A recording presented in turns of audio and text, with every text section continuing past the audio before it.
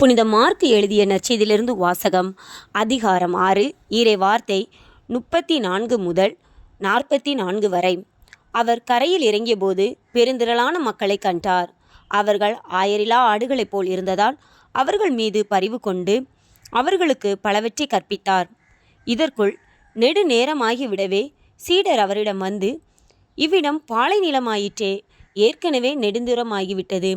சுற்றிலும் உள்ள பட்டிகளுக்கும் ஊர்களுக்கும் சென்று உண்பதற்கு ஏதாவது அவர்களே வாங்கி கொள்ளுமாறு நீர் மக்களை அனுப்பிவிடும் என்றனர். அவர் அவர்களிடம், நீங்களே அவர்களுக்கு உணவு கொடுங்கள் என்று பதிலளித்தார். அவர்கள், நாங்கள் போய் 200 தெனாரியத்திற்கு அப்பம் வாங்கி இவர்களுக்கு உண்ண கொடுக்க வேண்டும் என்கிறீரா என்று கேட்டார்கள். அப்பொழுது அவர், உங்களிடம் எத்தனை அப்பங்கள் இருக்கின்றன, போய் பாருங்கள் என்று கூற, அவர்களும் பார்த்துவிட்டு 5 அப்பங்களும் 2 மீன்களும் உள்ளன என்றார்கள்.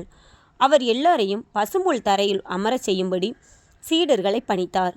மக்கள் 100 பேராகவும் 50 பேராகவும் வரிசை வரிசையாய் அமர்ந்தனர்.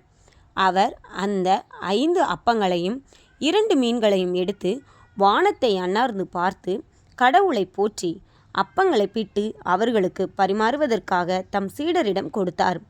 அவ்வாறே அந்த 2 மீன்களையும் எல்லோருக்கும் பகிர்ந்தளித்தார்.